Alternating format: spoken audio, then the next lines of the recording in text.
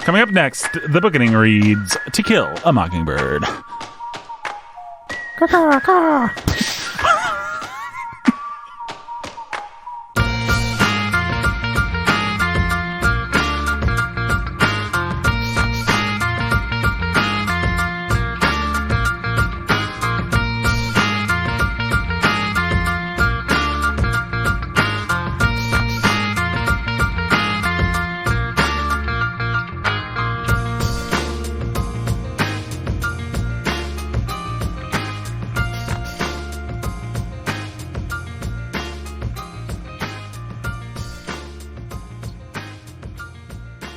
Hey everybody, welcome to the Bookening. My name is Nathan Alberson, your humble and obedient host. That's Brendan right there. He's the scholar who's a baller of reading. We're going to hit the ground running because we haven't even talked about To Kill a Mockingbird yet. We've just talked about like racial politics and stuff about the book, and like we've sort of talked about some criticisms and surrounding the book, but we're on episode 4 and we need to talk about this book. I feel like we've talked about the book.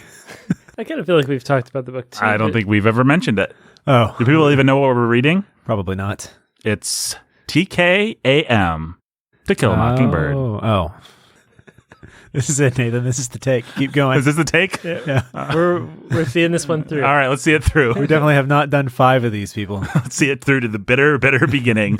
Okay, my name is Nathan, humble and obedient host. I didn't even get to introduce you guys yet. That's Brandon. He's the scholar that's a baller of reading. No, wow. Books. Who's a baller of books? Sorry, grammar there. Who's a baller of reading? Books. What? Yes. Not reading books. Okay. Just books.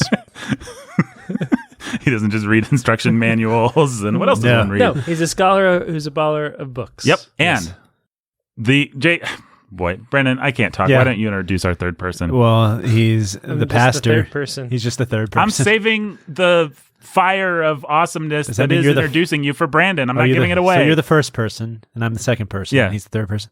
That'd be interesting. We can only use those pronouns. What? You have to use first-person pronouns. I have to use second-person pronouns. Jake has to use third-person pronouns. Yeah, that'd be interesting. Somebody should write a sci-fi novel about that. What an interesting concept. Thank you, Nathan. They get to be Brandon, omniscient. I'm not mad at you. Hey, Jake. Hi. Welcome to the podcast. Thank you, Nathan. You ready to talk To Kill a Mockingbird? Yeah, let's talk it. All right, let's talk. Let's talk To Kill a Mockingbird. Let's talk it. Just talk it. Just talk it. We should that should be a t-shirt, a check mark, just talk it, the Bookening. That could be a t-shirt. Yeah. I think Nike might sue us. Probably. Or just people with taste in general. If it was a check mark instead of a swoosh. There we go. Check mark. When he said check mark, he didn't say swoosh. Yeah, no, we're not doing a swoosh. We're doing a check mark. That's right. They're completely different. So, let's talk about To Kill a Mockingbird. Oh, because boy. I don't feel like I stand by my premise from I think this take, which is that we haven't actually talked about the book that much. We've talked about some criticisms of the book. Mm-hmm. We've talked about the book. We haven't just like dug into the book.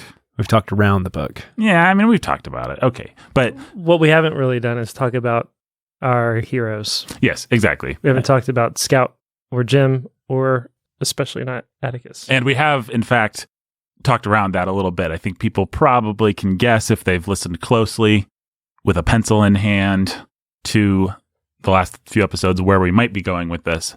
But why don't we just talk about Atticus? Why don't we just give our take on Atticus? Because I think we've got one. I suspect we all believe the same thing, although I don't know that we've ever actually had this conversation either on or off mic. So what do you guys think about that? Atticus Finch. I think he belongs in the Monster Squad. Oh, really? No. Just thought I'd do a little shock there at the beginning. I mean, we argued that Mr. Bennett, like our very first or second episode, we were already arguing that Mr. Bennett belonged in the Monster Squad. Is that where we came up with the Monster Squad? We haven't really inducted anybody in the Monster Squad in a long time. No, is there anybody from this year that's just begging to go in the Monster Squad? I don't know. What were the books we read before this? I mean, I guess Lewis the Swan can go in the Monster Squad. Yeah. And that trombone of His dad stole that trumpet. What's that, Dove or whatever from Johnny Tremaine? Dove? Is that his name? The guy that burns Johnny's hand, the bully guy? Yeah, he could go in there. Yeah, Johnny was kind of a crank. Maybe Johnny Tremaine should go in the Monster Squad. Not the book, but the character of Johnny. Nobody from Waiting for Godot. Oh, Beckett can go in the Monster Squad. Those guys were heroes. Tolstoy. Yeah, Tolstoy's got some. Helena. Helena can definitely go in the Monster Anatoly. Squad. So can Anatoly Anatoly and Dolokhov. and Dolokhov. And Dolokhov, yeah. Those Yeah, guys they all can- belong in the Monster Squad. And then we did which? We did Sense and Sensibility, which I think, I don't remember what her name is, but Mrs. John something, the lady that talks her husband into not giving money. She's a top tier Austen villain. But I don't know that we've had any truly great monsters this year. I mean, even Anatoly isn't quite as good as, I mean, the book is great, but he's not like... He's not monstrous. He's not the best monster. Yeah. He's not in top. What did we do before Waiting for Godot? Really. What's that? We did something else. Oh, yeah. The painter. Oh, yeah. He's Mogum. Or He's whatever. intentionally a monster. Yeah, I don't know whether I want to give it to him because he'd like it, probably. He probably wants to be in that Monster Squad. Yeah. So, Strickland. Yeah. Oh, right. I mean, yeah, sure. If I knew Strickland, I'd say he was a monster, but I don't want to dignify him by putting him in the Monster Squad. Yeah, I'm with you on that. 'Cause that's and what I he don't wants. know what other monsters we're really going to get this year. I guess we'll get like Society twice. Yeah, we're going to get... and Never Let Me Go and 1984. Yeah, the social order. We'll get some monsters in the Brothers Karamazov. That's next year. Is that Yeah. next year? Yeah, that's not Yeah. till January. Oh, Dune has some pretty creepy villains, I guess, but I don't know if they're really Never top Let Me tier. Go. Society. 1984 has O'Brien, Yeah. spoiler alert, but yeah, 1984 has a good villain. What Shakespeare are we doing? Oh, that's gonna. Well, yeah, oh, guys, Richard III. Yeah, come on. sorry to say, are we doing Richard III? Yeah, we're this doing year? Richard III. Then, yeah, So there you go. that is a top He is- tier. he That's is like the a top monster. 10 of all time monster right there. He is our monster. Yeah. Who plays him? Yeah, Benedict Cumberbatch. Oh, does he have the humpback? He said with some weird disappointment for some reason, just because he's a snob and thought that seemed like an obvious choice, but I bet it'll be a good one. So I withdraw my tone of voice. Thank you. Yes, he's got a hump. So Atticus Finch belongs in the Monster Squad. Yeah. Worse than Society and Never Let Me Go. The most depressing. I half can of make a book not that so I've read in quite serious some time. attempt at Yeah. putting him in the Monster Squad so Sure. we can push back against it. Yes, Well, please. He's a distant father.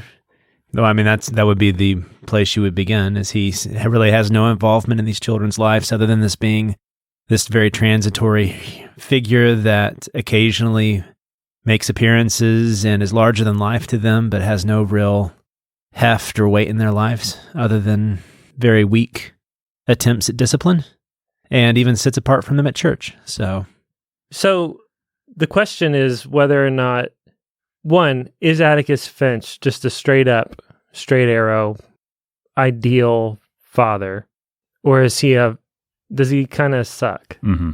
That's the first question. The second question is, if he does suck, does Harper Lee know that he sucks? Well, let's take the first question first. And I think if people haven't figured it out yet, the Bookening's premise is going to be that Atticus Finch is not the straight arrow that Gregory Peck Plays him as. plays. But He's still awesome, yeah, he's awesome. I mean, but he is flawed, and you feel his flaws. well, it's actually very real to life, and that a lot of times these larger than life awesome figures end up being kind of problematic dads. problematic dads. Yeah, well, that's half of the authors that we've read, Yeah. half of the bios that you like to Or start at least with. it sometimes happens that way. Well, what's our case that he is in fact flawed? What are the flaws? Well, I think I mentioned some of the big ones there. If you see where discipline happens for his kids, it's usually not him. It's going to be Calpurnia. It's going to be his brother. People like that. It's going to be Jim for Scout. It's not usually going to be Atticus. Atticus is there to offer wisdom, but not discipline and direction, usually. He will occasionally when he needs to, but even then, it's a very distant way of letting Scout kind of hear him say something because he knows that she needs to hear it. And then also, he's very invested in his job and in his society, even so much you have my students made a lot out of this, the fact that he does sit separately from his family at church, which is just very... It's really telling Yeah. that Harper Lee would put that in there.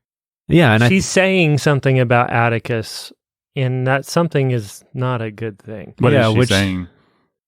Well, I think it is the one place, if we're going to get into that second Yes, question, which we yeah which we that's can't avoid. Yeah. It's the one place that she really just tells you that all is not right with Atticus and Atticus's children, and I am aware of this. Right. Right? Like, she did not have to put that in there. She did not have to write that whole thing in. If she wanted you to believe that she thought Atticus's distance and lack of involvement was 100% a good thing, then she would not have included that in there. Right. The whole point, the idea that a father would not sit with his children in church is scandalous.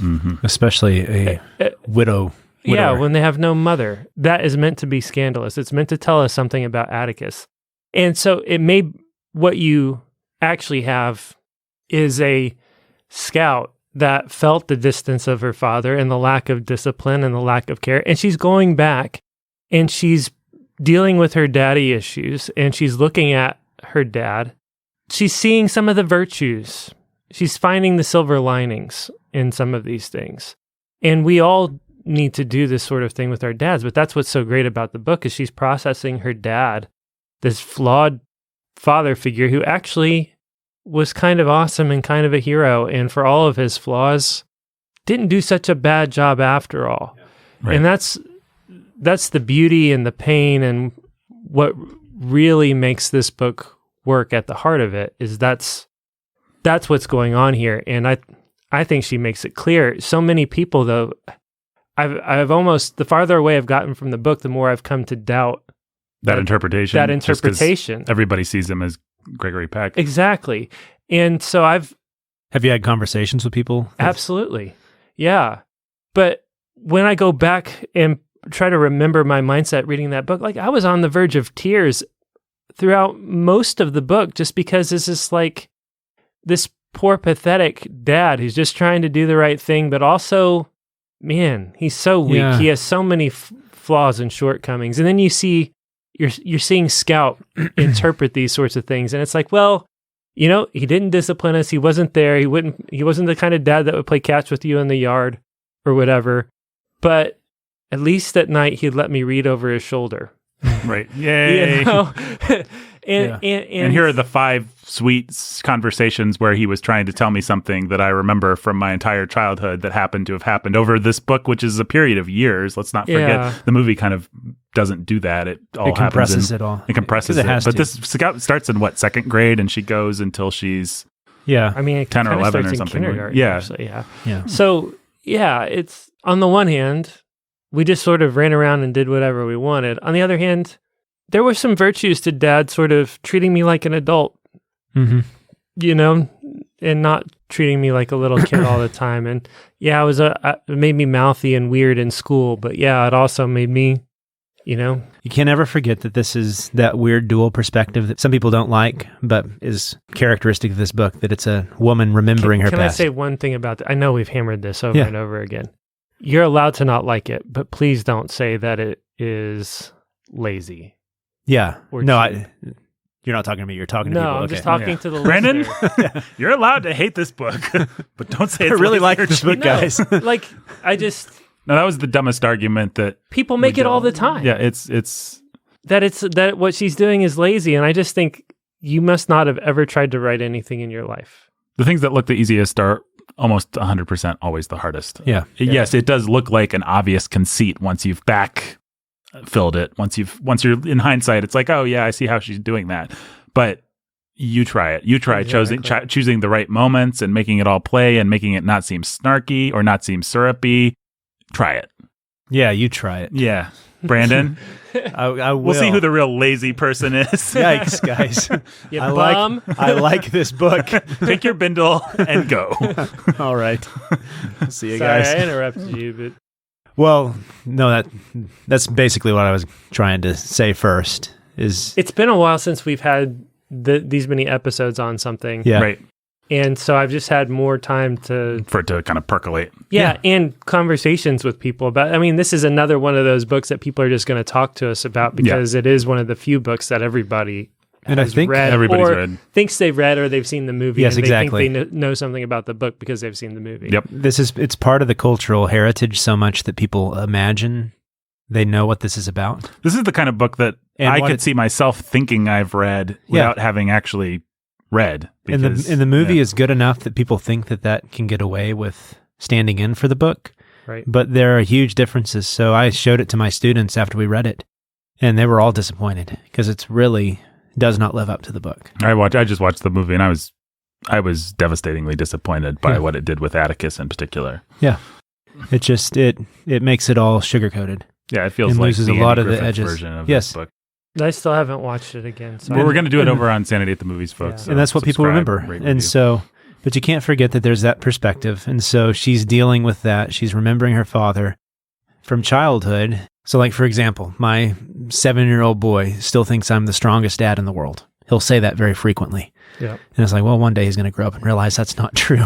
But if he was trying to remember back to the past, what it was like to be Henry at his age, that's what he's going to remember and try to get that across. And so there's some of that rose-colored lighting that's happening, but it's not sentimental. It's meant to be a part of the flavor of the book.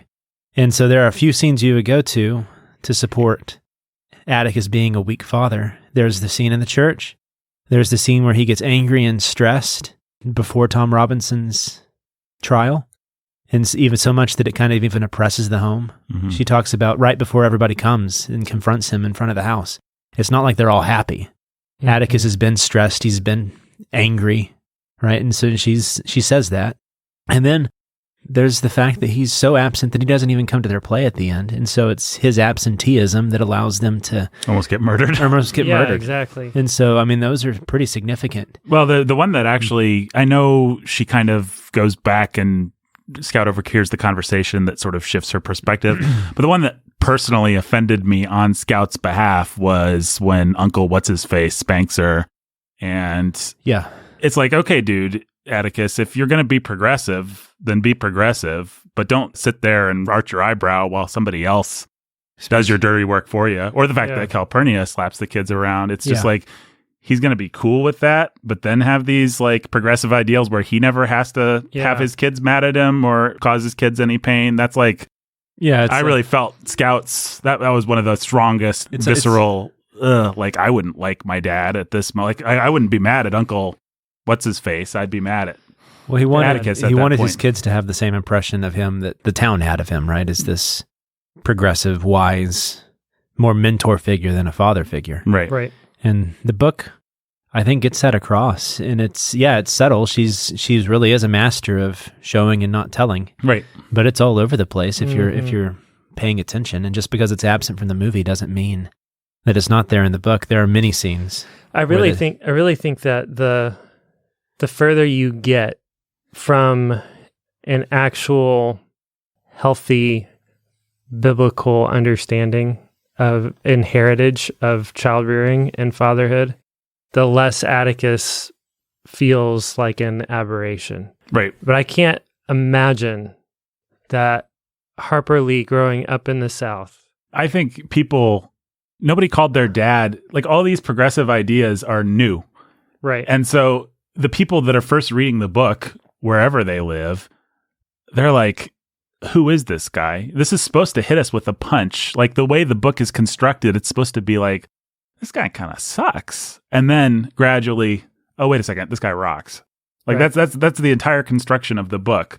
Like this guy's just letting his kids go and he barely cares about them. And he's got all these kooky liberal ideas and he doesn't really even have the strength of those. Like you're supposed to be sympathizing with Scout when she's like, my dad didn't play football. My dad didn't do this. And then you gradually have these aha moments where Atticus shoots the dog or where he says something cool or where they find, finally with the trial, they see that this buffoon actually is, that Clark Kent is Superman. That's the entire construction of the novel. And the movie that Harper Lee wrote and approved of, so take whatever, do with that what you will. But the movie completely ruins that because he is just Superman. He is just awesome and very fatherly and cool from the beginning. And I think that's how people think about Atticus. But if you think about, especially when the book was released, nobody would have felt that. Nobody called their dad by their first name. Corporal punishment was just a thing.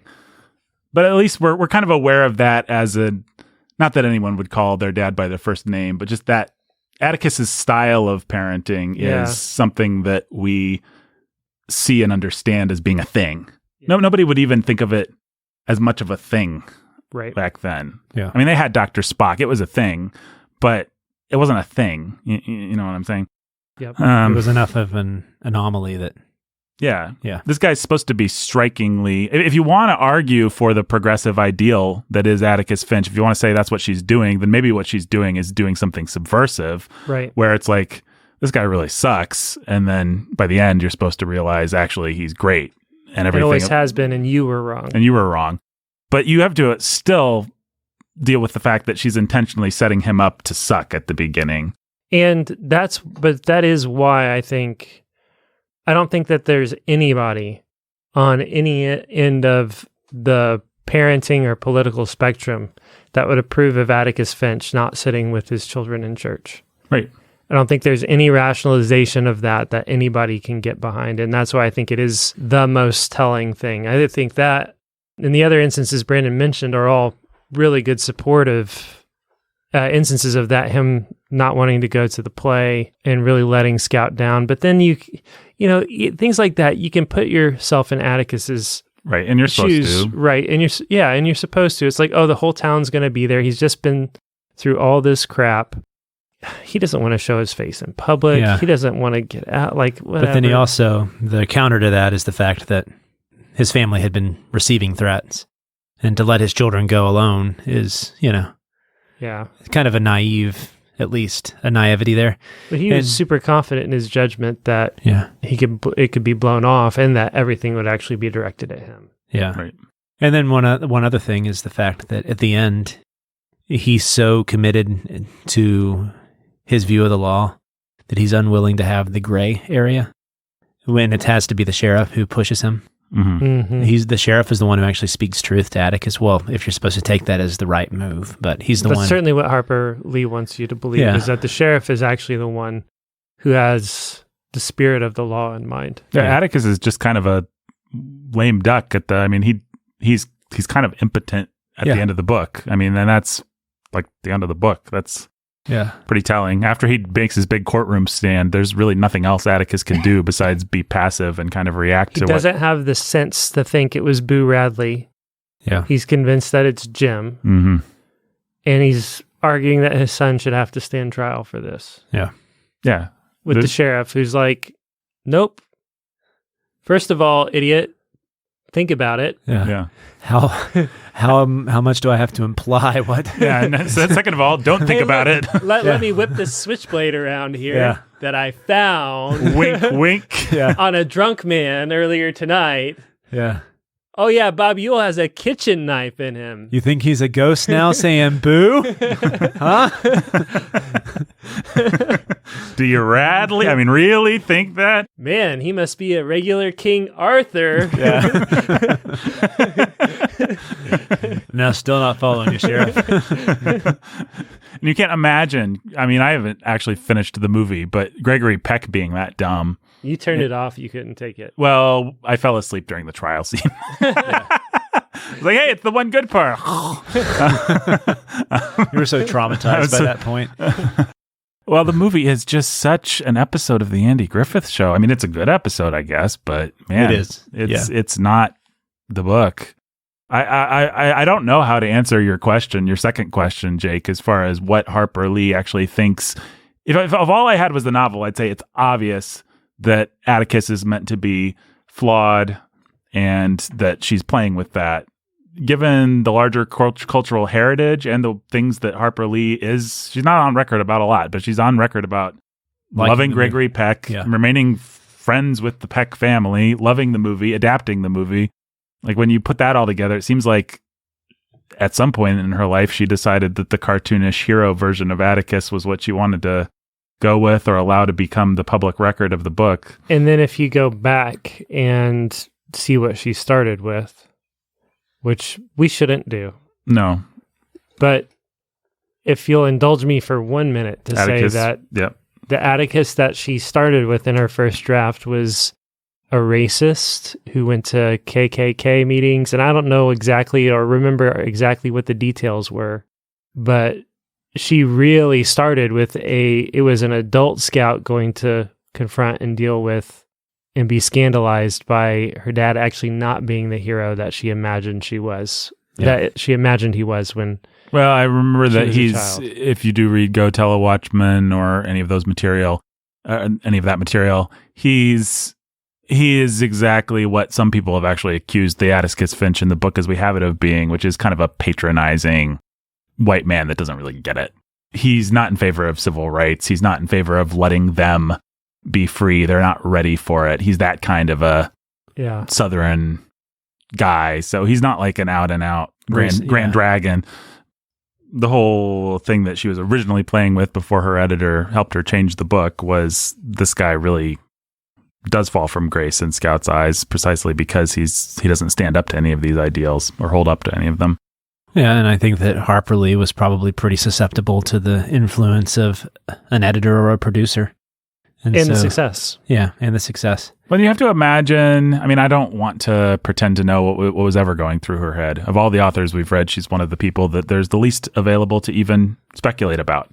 Yeah. But you have to imagine that if the whole world embraces somebody as a hero, it's pretty hard. You know, the civil rights movement was happening. This book was part of that conversation, and it was an important and inspiring part of this conversation. So a lot of white people in particular were really inspired by Atticus Finch, whatever her intentions were. And so part of her would have to almost be churlish not to lean into it. You know, the people want an icon. They want a hero. They want someone to venerate and lead them forward. Let's give it to them. And as we've seen on the Bookening, it's very easy to misread the intentions of an author. Yeah. And to kind of see what you want to see in a book.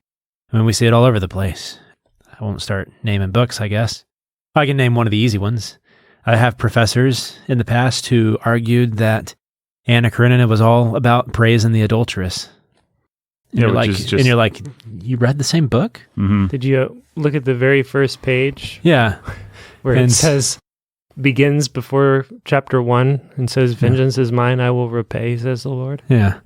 And so it's very easy to just read your your assumptions into a book and then take away exactly what the author was not saying. Well, okay, let me try by that token one last time to say what people might say back to us, which we've already kind of dealt with. But you guys are just reading your cultural associations into this book. You guys come from a conservative culture where, discipline and things like that are highly praised. And so you judge Atticus by that standard and find him to be wanting. But actually, nobody that wasn't a crazy conservative Christian like you guys would find Atticus to. That's the argument to make.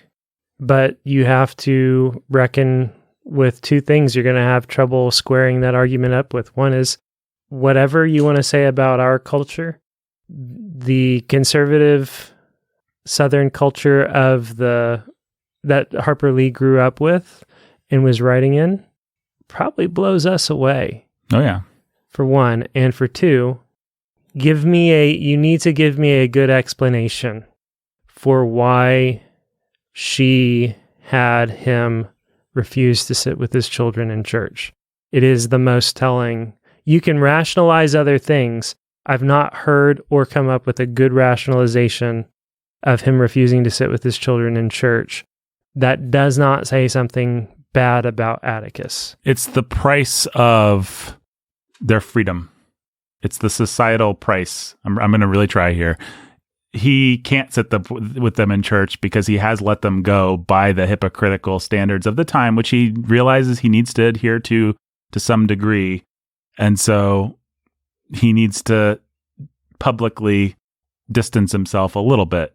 But it's all part of Atticus's larger benevolent progressive scheme to let his kids be who they want to be. Yeah.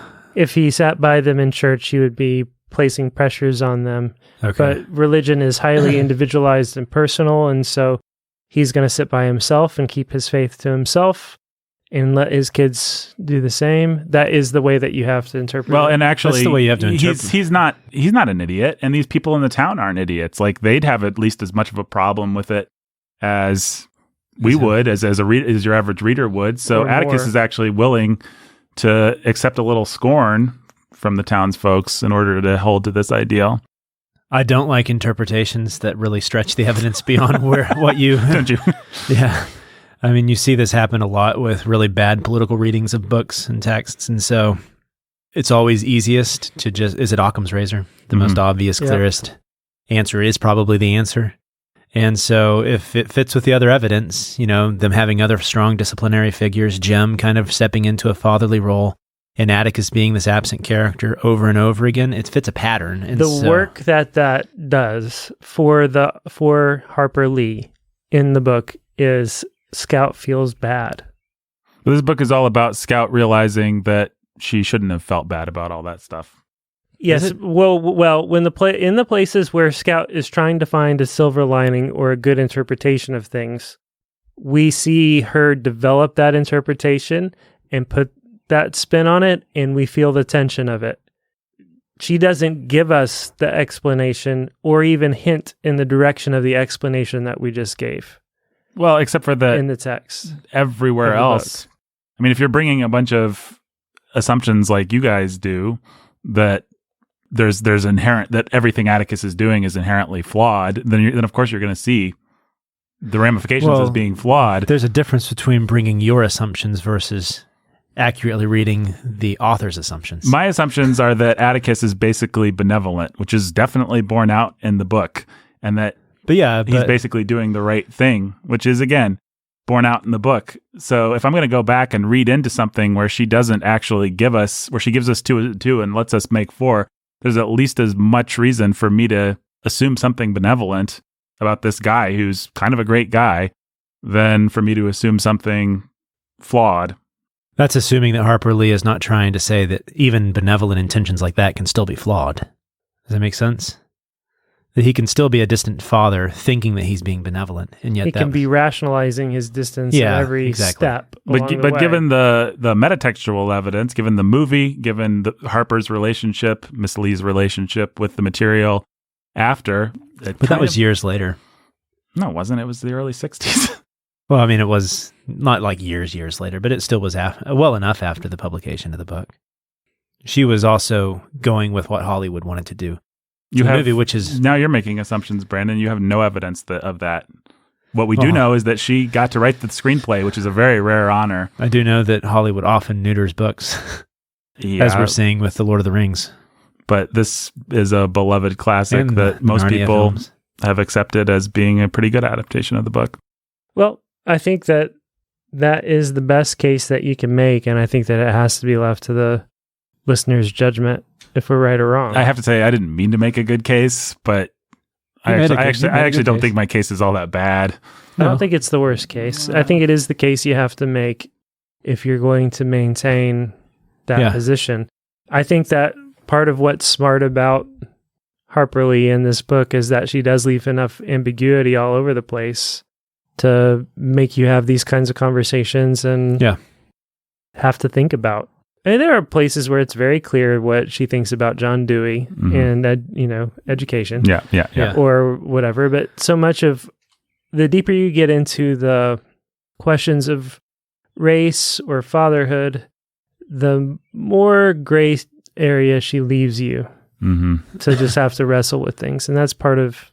It's part of it's what's great about the book. Makes it a great book to teach. Right. So I'm with JKI, but so like I got a whole class period just out of the last scene with the sheriff and Atticus trying to figure out, okay, is she saying there's anything wrong with what they're doing here? What is she actually saying here? And there is so much ambiguity that in the end, they come to the conclusion where, the sheriff is he's the authority, so he stands for the law here, and there is ways to get around and talk about it, but still. She is making them as students uncomfortable because they have to deal with the fact that it's not always black and white. There's this gray area, and it's very difficult to live in that gray area. Well, where I would probably argue against everything I was just saying is it feels like the places where she does tip her hands, even apart from the church scene, which is pretty telling. Just the random places where she tips her hand, it's always in the direction of things being more complicated, not of them being more bifurcated. It's always like the horrible racist lady on the porch is actually a great person, kind of noble. Yeah. And that one teacher is a horrible satire of, not a horrible, a very well done satire of progressive idealism. Right. So where she tends to sort of give you a peek, which isn't often, but where she kind of shows her hand, it's always like, well, let's take a step back and realize this is more complicated. Even the Ewell family, really. Yeah, exactly. There's a decent amount of sympathy generated for the daughter. Yeah. Yep. And what's implied happening with the father. Mm-hmm. The fact that she has that well-tended flower bed, that she wanted a man outside of her dad Right. to enter into her. I mean, there's a lot of... The fact that Tom Robinson was interested in doing it makes him a little bit more interesting than just the saintly victim. Yeah. So... It's always more complicated. The guy, and then, there's just these random scenes that I guess are supposed to be telling, like who's the guy that they meet outside the court that's been pretending to be... Oh, yeah, the guy who lives down at the river. Yeah. Crazy. He's married to a black lady, and so he has to go around pretending to be drunk while sipping on Coca-Cola so that people can have a rationalization for him. I'm going to start doing that. I'm going to carry a Coke in a paper bag, just see what people say. I think you should. Well, you have all those microcosms that really do exist to say things aren't always what they seem. Things are always more complicated than they are, and they're given to you piece by piece throughout the course of the book. You've got, that old lady on her porch is there from the beginning to be like, hey guys, this is a story about how people aren't always what they seem, and they can be awful, but also there's something to redeem in even the most awful person, probably, unless they're Bob Ewell. Mm-hmm. And then they're monsters. Bob Ewell, he could go in the monster squad. Yeah. Is he too easy? He's an easy target. He's an easy target for Boo Radley's knife. And the jerk that rapes his daughter and falsely accuses another man and lies about him in court and gets him hung and then goes out and tries to murder some children. Yeah, if you want to argue one place where she does go pretty black and white, so to speak. I don't know. Bob Ewell. I think Bob's a great guy. You felt a lot of compassion for Bob. He's just a victim of his circumstances, that's all. Bob Ewell is a type. And I will say, if you wanted to say one thing about this novel that maybe wasn't perfect, I would love it if Bob was actually shaded in just a tad and not a type. If you want to just get really meta here, the fact that Bob Ewell goes down so easy as a villain, it is a precursor to the vilification of lower class blue collar white males. Mm-hmm. The fact that just that is one of the more despised classes in America today, you could put a little bit of that on Harper Lee if you want to, probably. I would be more tempted. I agree with you. I think I'd be even more tempted to put the blame on Harper Lee's progeny. Everybody that's then gone and written their own To Kill a Mockingbird has made it so much more cartoony than Harper Lee. You watch movies like Mississippi Burning and stuff where the villains are just these horrible caricatures. And if this was the only book that was like this, I think I'd forgive Bob Ewell just being a type, a plot device as much as anything. Is he Bob or Tom? Now I'm confusing myself. It's Bob Ewell and Tom Robinson. Even then, you've got you have the Ewell boy that comes over for... No, isn't that the Cunningham boy? Oh, you're right. That is Cunningham. Yeah.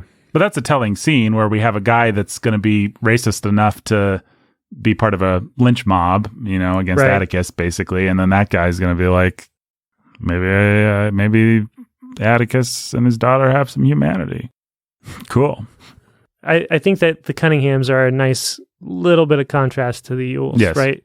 Cunninghams, they'll be poor, they'll live in squalor, they'll be filthy, but they've got enough decency and pride that they don't take anything off anybody. They pay it back in their own way, and when old Mr. Cunningham comes down, he's gonna back off. Right. Well, and maybe I think this is probably worth pointing out. Just because some people might think we're arguing otherwise, the Bob Ewells of the world do exist. I mean, oh yeah, they do. Just yes, white lower class men are absolutely demonized in today's culture, and it's really, there's a scene in a movie that made me sick, which is in the first Kingsman movie. You guys remember that gem of cinema? Never saw it. Yeah, I don't. But there's just this racist church of people, of lower class white people. And there's a drug pumped in and they go crazy and they start trying to kill the secret agent guy. And he starts... I've seen spoofs of that scene. Yeah, and he starts killing them back. And it's okay because they're all a bunch of dumb white Well, racists. in the plot of the movie, they've been drugged, so they've just turned into zombie people.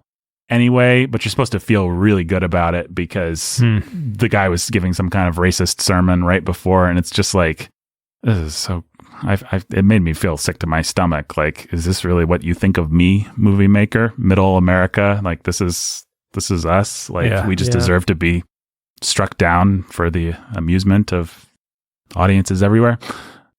That being said, I have talked on the phone to the popules of the world. When I worked for an answering service, I worked for a community college that would put out advertisements, and those advertisements would of course be the typical multicultural, there'd be a black guy and a Chinese chick, and like those, like a stupid community college advertisement. And those ads would play in middle America, and we would get these horrific phone calls from people complaining like about how I cannot on a family podcast, or even probably on a not family, on a PG-13 or R-rated podcast, I can't begin to recreate the things that they said, but people would call in to complain about there being black people in this advertisement getting educated, and these people were against it, and it was some of the nastiest, most degraded, just monstrous stuff I've ever heard in my life. I don't want to argue that those guys don't exist. I will argue that it's often a cheap plot device to put one in your story. Yep. But they exist. Yep. Can we talk about the kids? Yeah. So this is another thing that I don't think we've actually had either on or off mic, but I bet you guys are going to agree 100% with me. I did not remember this basically being Jem's story. Yeah. And this is Jem's story. It is. We did talk about it, but only very briefly. It was just like an offhand comment about how this is actually a coming of age story for Jem. Mm-hmm. Right. A Bildungsroman from Scout's perspective. Yeah. I mean, that stuff was all, it just must have, I don't know how old I was when I first read that book. Maybe I was like younger than Jem, so it just went over my head. But but I was incredibly moved this whole book by, and that's some of the deftest touch that she shows with, like, we never get Jem's perspective. We get his dumb younger sister's perspective, who does not understand a thing about what's going on with Jem, really. I mean, she does, but she's not giving us many ends. All we're getting is Jem's actions, and it's still, it's really moving to watch him. Yeah, he's develop respect. He's the real protagonist. Yeah. He has all the major development that a protagonist would have at the beginning. You have the foreshadowing of his broken arm. Then he has to come to terms with his dad. This is the story of how Jem broke his arm. I would say it started here. Somebody might say it started there. Jem would say it started back here. Mm-hmm. Yep. And then the whole thing's just his coming of age. It's his coming to terms with his dad, his coming to want to be like his dad, and then also his individuating from his dad as well by protecting his sister. Well, and what a smart, I mean, I know this is just saying the same thing we've said for 4 podcasts now, but what a smart, deft idea to tell it from the perspective of someone who's just 2 or 3 years, whatever she is, younger. So she doesn't quite ever get it. She's all telling it from the perspective of someone who's just a little bit behind. That's the kind of thing, listener, that you wouldn't think to do when you wrote your version, where you did the thing that was so easy and obvious and stupid. You somehow would tip your hand, or you just decide to do it from Jem's perspective, or age scout up so that she could understand more. But the fact that you get so much about Jem with so little is brilliant. Well, then you get that. So the only other book that comes close to kind of doing this is My Antonia, where you have Jem Burden remembering the past. Yes. And so you get this wonderful book similar to that, where you have a main story about a character in Antonia or Jem, but then you also get these wonderful side stories about childhood and nostalgia and how sweet it was to grow up in the South at that time and all that stuff. Sweet, not in the sense like awesome, but just how much she loved it and loved Jem. And so you get the little side stories with Dill, the other things that happen, which add to the depth of the story, but don't really add to the main narrative, but are still there for that reason. My Antonia is a really good book. It is. Yeah. That's my deep thought. It just reminded me how much of a comparison point. I don't know that I have anything brilliant off the top of my head to say about it, but no, there definitely are these crossovers between them. Yeah, I've felt that very much reading. Yeah. It's an American style that Marilyn Robinson tried to do with. Well, yeah. Yeah. As we know, I didn't appear on those episodes. So. No, yeah, you don't know what we thought of those, Nathan. What a great book, though. Yeah. Fantastic. But yeah, I wonder why this one's the one that everybody remembers and is the touchstone, and My Antonia is kind of an outlier a little bit. Part of it is relatability. Just the relatability, yeah. Relatability. Scout really is a great... I mean, Scout and Jim are great characters. Yeah.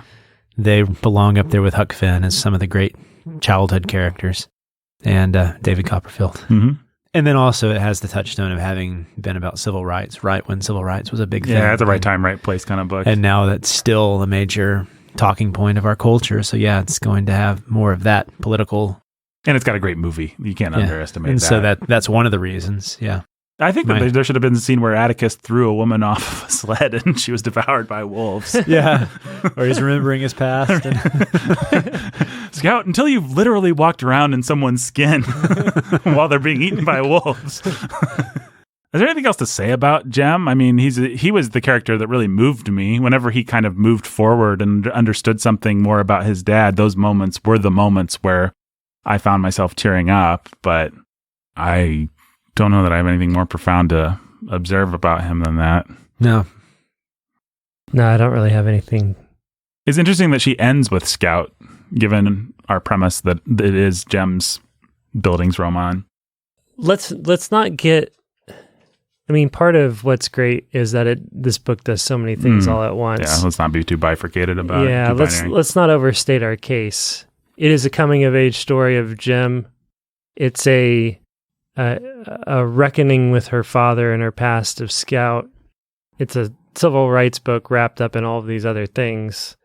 That is what makes it. That's what blows my mind about it and makes me really want to put it right up there for the great American novel. No, it should be a contender. Yeah. Moby Dick and Blood Meridian. Yeah. The three classics. I don't remember what we decided. There are people who would argue for Blood Meridian. We leaned on Huck.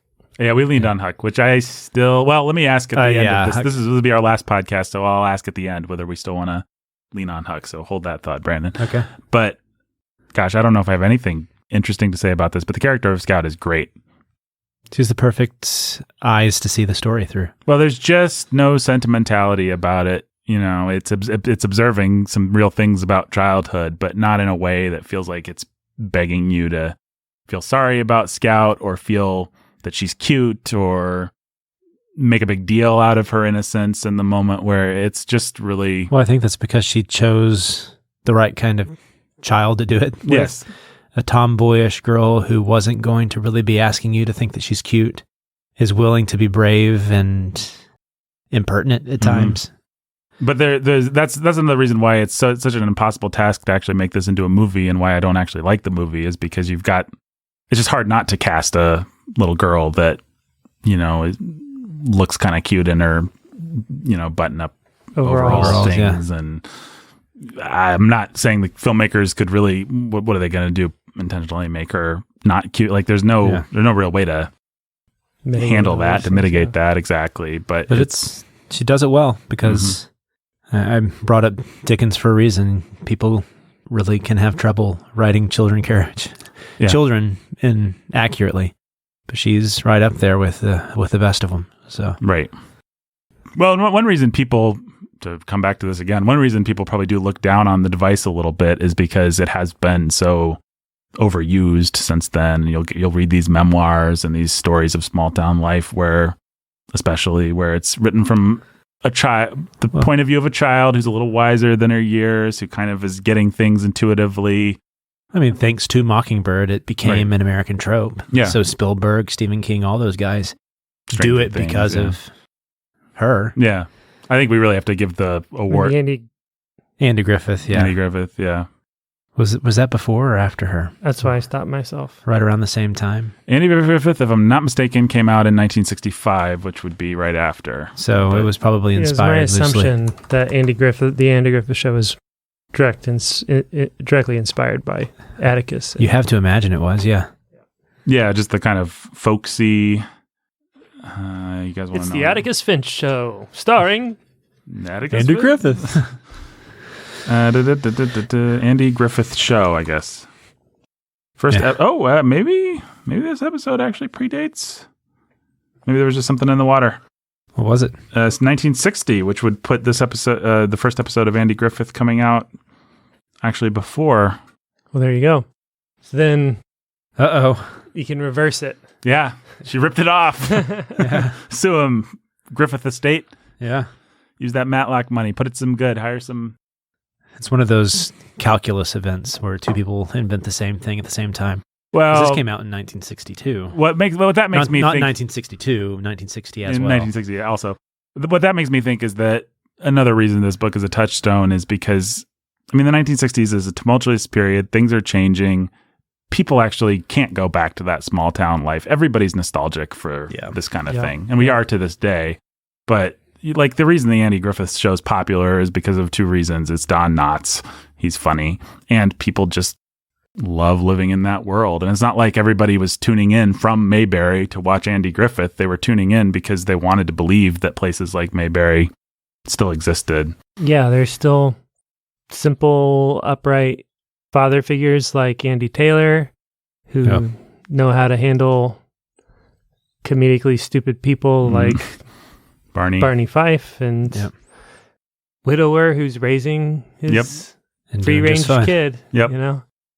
Well, it's why it really makes you appreciate, again, how brilliant Harper Lee is, because she's already got him beat. She's already saying, actually, guys, it was never that simple. Yeah. It was, but also it wasn't. Yeah. Yeah, you could go down and get a soda and then go to Floyd the Barber or whatever, but not if you were black. I don't think a lynch mob ever shows up in Mayberry. It would be some preposterous event like Don Knotts conveniently accidentally avoid the existence of black people in Mayberry. Well, how did they do that, though? Don Knotts would have to like accidentally appear in blackface or something. Andy, we got to run him out of town. He's your Jimmy Stewart impression. They both do sound the same, in my brain at least. So, having talked about it now for 4 episodes, is there anything else that you guys want to say about this book? I'm going to ask I'm going to ask the Great American Novel question again, but is there any other observations you want to make? I have talked about everything I want to with this I don't novel. have anything else to say, and I'm sticking with Huck. You're sticking with Huck? I'm sticking with... I think there's a sense in which this is the fruit of the great American novels that have gone before it, where you take some of the storytelling and American character of a Huck Finn, and you combine it with the sensibilities of an Ernest Hemingway, and you know it is a lightning in a bottle kind of a book, and is a truly great piece of craftsmanship. But man, Huck Finn's so rich and has so much to it. I think when it comes down to what would I want to read, again, it's Huck Finn. That's such a hard question. The best parts of Huck Finn are definitely better than the best parts of this book, but this is certainly a more consistent novel than... Yeah, there's nothing to be like, about To Kill a Mockingbird. There's plenty of that in Huck. Yeah. Especially how it ends. Right. Well, yeah. And even one of the greatest scene in the book and one of the greatest scenes in American literature, Huck actually developing a conscience, is so riddled with Twain's blasphemies that you can't really give it as much of a blue ribbon as you want to. Yeah. But I still kind of want to give it to Huck just because it's a great book. I don't know. Yeah. I mean, there is no To Kill a Mockingbird without Huckleberry Finn. I guess There's not. That's the argument, maybe. But yeah, but you can say that. You can always follow that. There's no Star Wars without Akira Kurosawa's The Hidden Fortress. That means The Hidden Fortress is... No, idiot. Yeah, no. Star Wars is cooler because it's Star Wars. Yeah. Star Wars wins. Sorry. Yep. Loser. I mean, you go all the way back to Homer of the Bible if you want to. Right. I think the Epic of Gilgamesh is the best thing ever written. Yeah. When are we gonna... It's the quintessential American novel. Yep. Right there. The Great American Novel. So what's our vote? So you guys both said Huck? Yeah. And I think I'm going to have to... I think we're Team Huck. Yeah, I think we're going to have to join. it's I'm Huck. going to have to join, yeah. And then we'll have to revisit this conversation when we do Moby Dick. Yeah, which I think maybe... Well, we have to do 2 things next year based on this conversation. Next year, we definitely have to take a page out of Brandon's book and read some James Baldwin or Wright or one of those guys. Read Native Son or... Get one of those Ralph Invisible Ellison. Man. Yeah. It's just 2. We do need to read Moby Dick. Well, let's get through the Brothers Karamazov first. Oh boy. Gotta kill that white whale. Indeed. Let's read that Grand Inquisitor. He's grandly inquisiting. He's asking some hard questions, man. Yeah, Some deep questions, man. Yeah. Super honest. Yeah, man. Oh man. Oh, If I had the Infinity Gauntlet, I think I might snap and make every philosophy department in the world just disappear. Wow. Harsh. I don't think the world would be that. If anyone's here that's a philosophy major, Brandon does not want to snap you out of existence. To snap you out of a job. Well, guys, let's, speaking of jobs, our job is to shout out our donors now. Let's do it. Brandon and Jake, what I'd like you guys to do is both say which one of the 3 great American novels these people Would appear in? What are the 3? which one, well, yeah. Is that what you said? Is this person Moby Dick? Are they Huckleberry Finn? Or are they Blood Meridian. Blood Meridian? Or are they, what's the other one? To Kill a Mockingbird. Yes, I forgot. The one we just talked about. Or maybe which character from any of those works? You got the judge, you got the kid, Carefully. you got Atticus Finch. Carefully? What in the world? What did you say? Carefully? I don't know what I was trying to say. That's terrifying, maybe? I said that's carefully. Yeah. That's carefully. That's carefully. It felt kind of not that carefully to me. I was regretting it even as I said it, but Jake says it's carefully. Okay. Robert and Rhonda the Lovebirds, Brandon. You don't even shout them out. Just say who they are. Scout and Jim. The Artful Anthony Dodger, Jake. No, they're not. Whoa, yeah. Let's redo that. They're Atticus and his deceased wife. Okay, well, that's not really that much better. Sorry, okay, Rhonda. This is going to be hard. They're just Ishmael and Pequod or whatever. They're Ahab and the whale. Ahab the whale. There you go. Wow. Sorry again, Rhonda. The Artful Anthony Dodger. Ahab. The Little Anthony Cigar Store. They're Huckleberry Finn. Sweet. The Immortal Chelsea E. Scout. Jimmy Beam and Little Annie Oakley. Oh man, they're Huckleberry's father. Oh no. None of these are going to be compliments. It's okay. Little Jimmy Beam or no, Lily of the Valley. Tom Sawyer. Just say any character from any American novel for these people. Andrew and Esther the Lovebirds. It's hard. Esther Prynne. Oh wow. You're going out of Esther your way to Prynne. pull out. It's the only one I can think of. The Keith Master. The Duke. Who's the Duke from? Oh yeah. David's Mighty Men Trucking. A stagecoach from Blood Meridian. Wow. John and Jill and Little Baby Max. Aunt Polly. Jay and Katie, who are cold and love cheese, and also C.S. Lewis, including Till We Have Faces. They're definitely Calpurnia. Fairy Princess of Wonder and Happiness, Mother Beth. Widow Douglas. Council Prime Adam. He's the Atticus Finch's opponent. Forget his name. That great character. Jeremy, the Dark-Hooded Lord of Death. Oh, he's got to be The Dauphin. the judge. There you go. Nathan, not me. Oh, he's Atticus Finch. Maya! Judge Thatcher. Ryan the Red Avenger and Judith of the Ladies of Justice. Oh, there's some of those people who scalp people in Blood Meridian. Danny the Dude. The Grangerfords. DJ Sammy G. Oh, he's Tom Robinson. Benny and Tana Tiberius. The Wilkes family. American Catherine from Yon Window Breaks. They're Moby Dick. Wasn't somebody already Moby? Oh yeah, they're Queequeg. Yeah, there you go. Professor and Lady X. Silas and Sally. Lavender's green, Dylan, lavender's blue. Lavender's green, Dylan, I love you too. They're I already said Queequeg. They're Starbucks. Starstruck. And Noah Constrictor. Moby Dick. Mara Cheap. Oh man, she's definitely got to be Abra, the fair and fragrant maiden Chloe. Kathy, Anthony who is cold and hates life, liberty, and the pursuit of cheese. The Kid. You guys can try and beat me before I say something. Oh, this is fun. Okay. Jujutsu Jeffrey, the Texas Ranger, Tom Sawyer. Rachel Dawes from Batman, that great literary character. Leopard Tank Thomas the Tank Engine. Midnight Ninja Ellen. Holden Ellen Caulfield. Generous, Queen Kingetta. Tom Joad. Simba. Return of the Jedediah. Casey. Luke Mufasa. Skywalker. Jay of Rack and Ruin. Aaron Trask. Oh, yeah. Timothy, the writer at Majod. Dawn of Justice. Dawn, Han Solo. Eric and Kate, the Camp Champ Kings, who are warm and love bees. Jerry Seinfeld. Cal. Maddie. And that's why I was going to say, too. B movie, man. Yeah. Yeah, we. Kramer. Sweet Jamie Sunshine. Frasier. So many great literary characters. Tyler, the Keeper of Eternal Darkness, and Laura, the Keeper of Eternal podcast. Life. Oh. They have to be American characters. Gandalf. Yay. Cold Steel Cody. Luke Skywalker.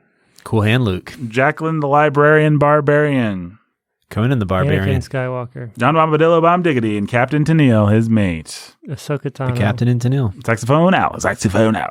Obi-Wan Kenobi. Oh, yeah. I can imagine Obi-Wan playing the sax.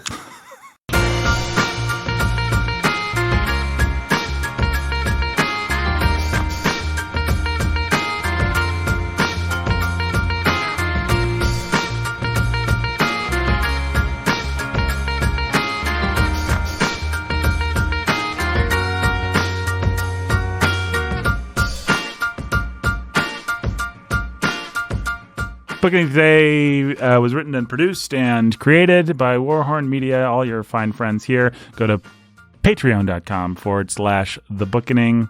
And guys, next week is our 200th episode. And we are going to be doing something very special, aren't we? Oh, yeah. So special. I came up with a bunch of good ideas, and Jake and Brandon voted on none of them. They voted on the other idea. We can still download that, right? I'm excited about this idea, actually. This was one of my good ideas that I came up with, which is to watch. Brandon, as you know, works T.S. Eliot into every single context. Not a context goes by after 200 episodes where Brandon doesn't mention the name T.S. Eliot. And so we thought we'd give him a chance to talk about T.S. Eliot, since T.S. Eliot wrote the book for the hit musical Cats, which was made into a movie. Yes. With Idris Elba, Judi Dench, Taylor Swift. Sounds like it should be good. Yeah, it's going to be great. So we're going to talk about that.